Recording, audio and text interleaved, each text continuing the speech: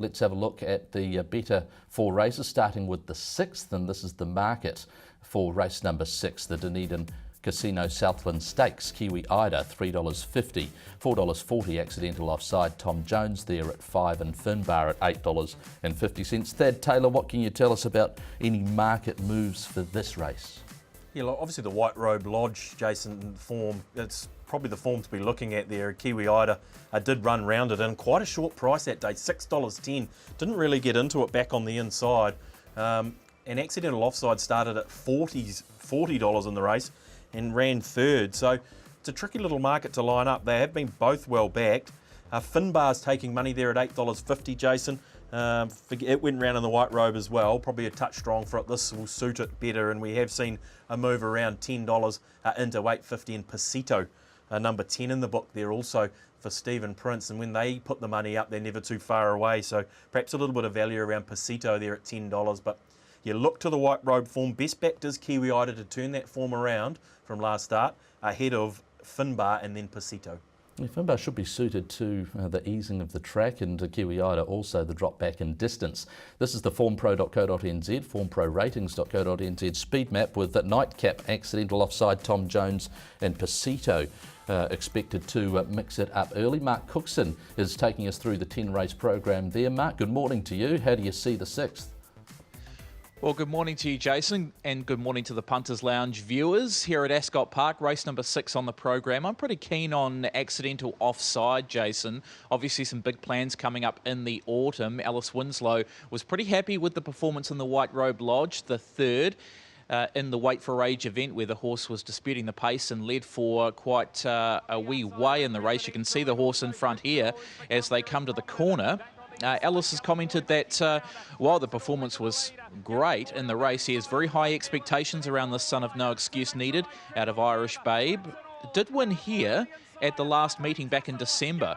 And you can see Gallant Boy eventually getting the win, but Accidental Offside sticking on for 3rd and comes into this. Donny Prastu, who takes the ride today, should similarly be out there in front to carry the 60 kilos over the 1,400 metres. So I'm pretty keen on Accidental Offside today to try and get the chocolates here in the Dunedin Casino Southland Stakes.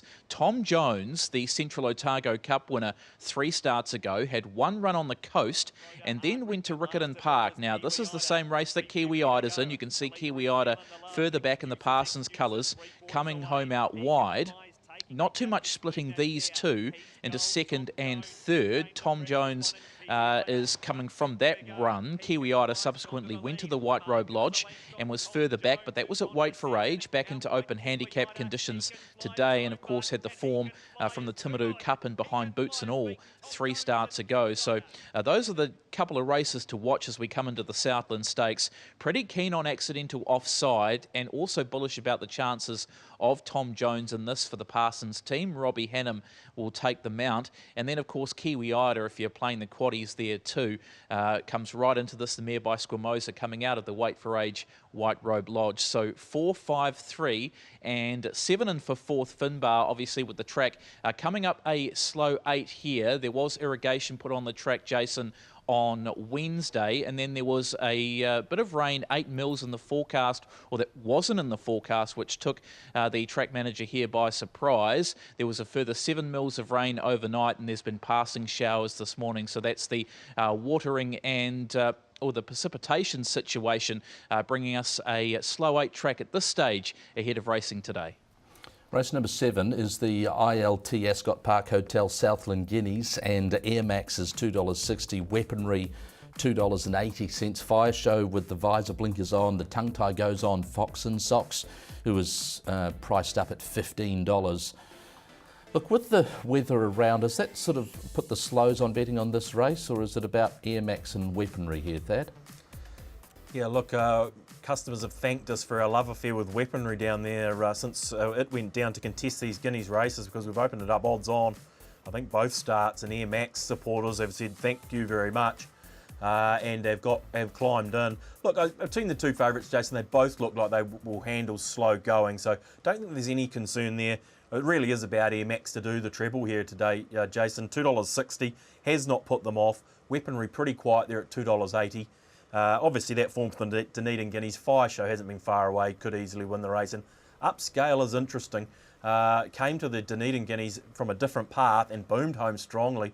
It have to be right in commission there at $6, but not too much action at this stage. Most of the betting obviously circles around Air Max.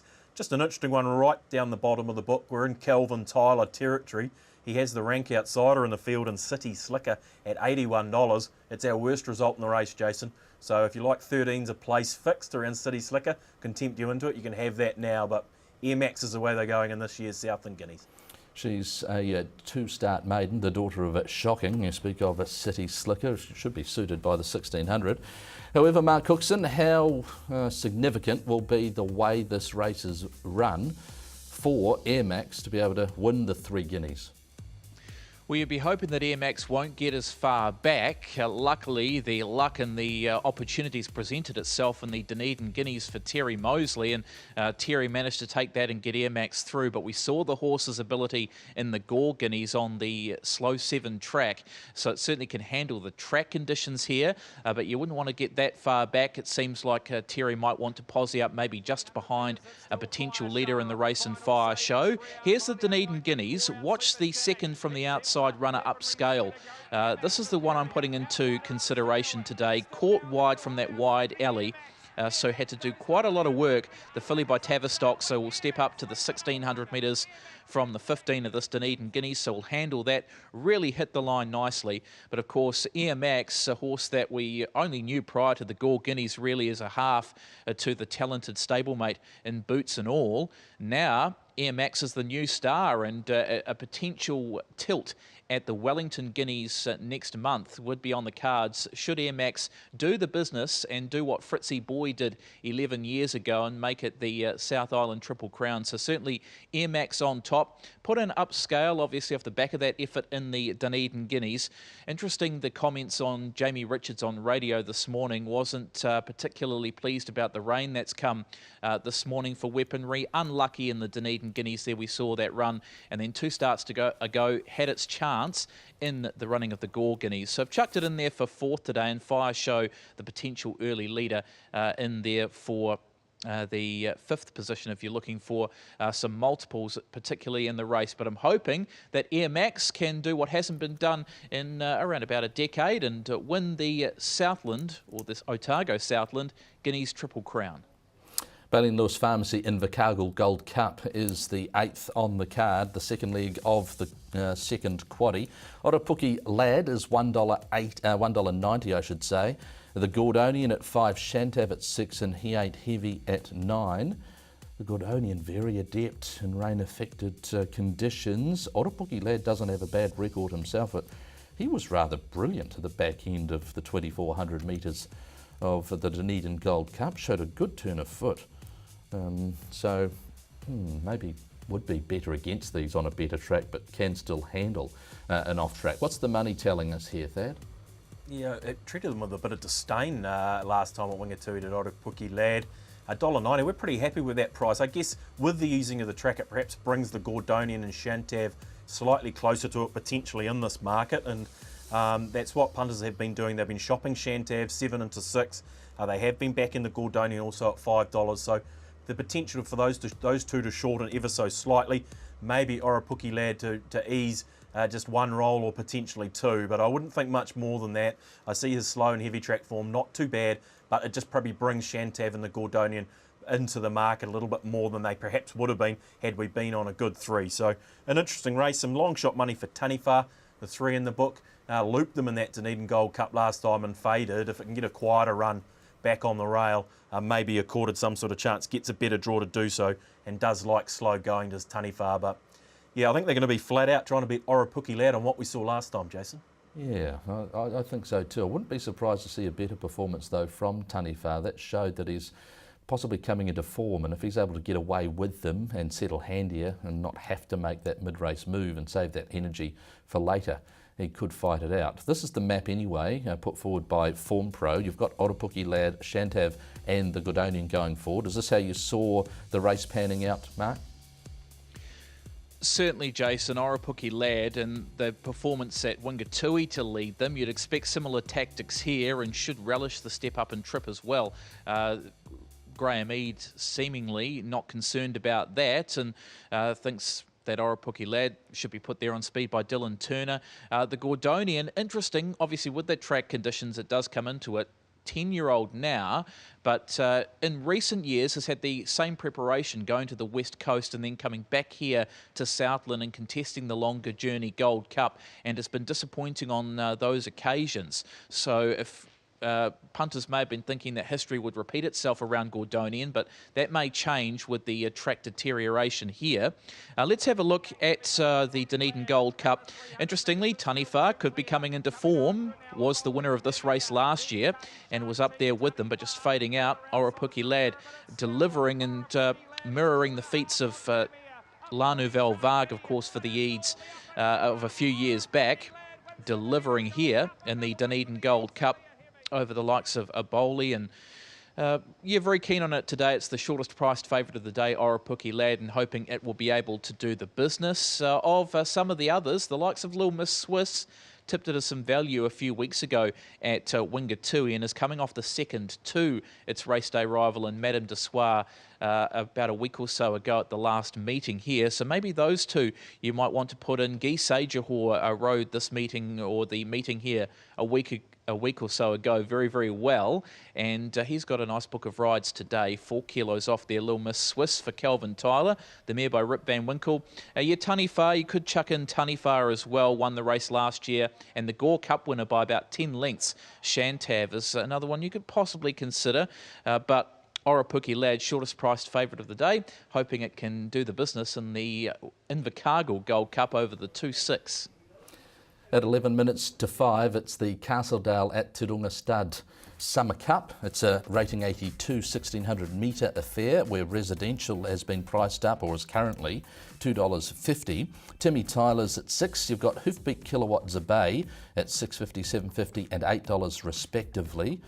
Look, has the money come for residential again, following up from what happened in the White Robe Lodge? Yeah, well, there was plenty of money for that day, Jason, in the White Robe Lodge for residential. We have lost Wild Jack out of the race this morning. He was this clear second favourite at $4.40. It was an 18% deduction into this market, and it may have just spat residential out a fraction short into this market at 2.5. The rain probably is not going to aid residential's chances overly, so they are backing a few around it here. Kelvin Tyler has 2 in the race, Timmy Tyler, and obviously Kilowatt, and I can tell you it's the latter of the 2 in Kilowatt that has been taking most of the money of those 2. So that is very interesting. We've seen money for Kilowatt. Timmy Tyler a little bit quieter. We thought he would have been right in it with a wetter track and a 4 kg claim. But of the 2 stablemates, Kilowatt clearly the better backed. Some long shot money here for Shirley Maud, who was super consistent for that last start. Missed behind Tyree Gem at Wingatui. But yeah, look, what price residential? I guess that's what we need to work out. If you need an each way bet in the last, I'd suggest we be with Kelvin Tyler and Kilowatt. Thank you, Thad. We'll come back to you very soon with other runners that have set the alarms there at Betting HQ in Petone. But this is the speed map for the 9th. Residential looks like it could be one of the speed influences, but you just wouldn't be surprised if any one of those orange-coloured horses on the inside of Residential, Mark Cookson, pressed the button and went forward early as well. Yeah, for sure, Jason. Residential, the former Southland Guineas winner in 2017, could be one to be posied up. Does have a wide barrier draw, but Tina Komanyahi will bring the horse forward, you would expect. And coming out of the White Robe Lodge into this race, a rating 82, brings Residential right into this particular race. Did have Wild Jack in my selections, but I put Timmy Tyler on top. Start number 95 today for Timmy. Guy Sajahor is on board, the Tyler runner, the no excuse needed son, who placed in the Kamara Gold Nuggets and is coming off the 5th in the White Robe Lodge. I thought that was a pretty good run, and you can't count Timmy Tyler out, certainly the old boy, the 8-year-old, so put him on top. Like Kilowatt, up to a benchmark 82, Kavish Chowdhury on board, the stablemate, so Tyler 1 and 2. Zabay, we welcome Corey Campbell back into the saddle today with 4 rides. He was the Apprentice Premiership leader before he got injured in a track work accident, but he is back today. Corey Campbell, he's been surpassed by a couple of wins by Ryan Elliott in the preceding few weeks. He's on Zara Bay, so I'm pretty keen on it. And also number 3, Residential as well, comes into this into 4th position, having all of those in terms of the quaddie in the Castle Dale at Tauranga Summer Cup. Okay, what's the $100 spend for the day?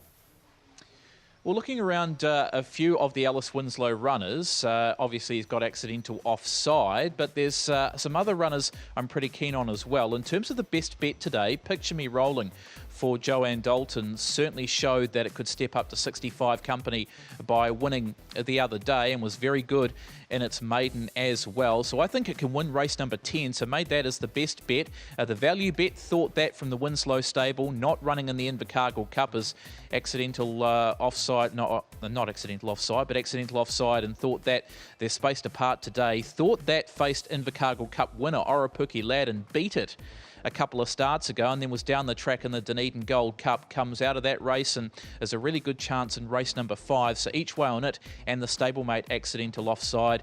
Air Max hoping it can do the three-peat, put $40 to win there. Oropuki Lad, and then into Picture Me Rolling in an all up there, and then in race number 8 as well, the Cup, thinking we can get a trifecta around Oropuki Lad and a number of runners to get a percentage there. So really nice book for trainers the likes of Alice Winslow. Lance Robinson, obviously, we can't wait to see if Air Max can do the business, and looking forward to another great edition of the Southland Guineas to run later today as part of the 10 race card, and we're underway shortly, Jason.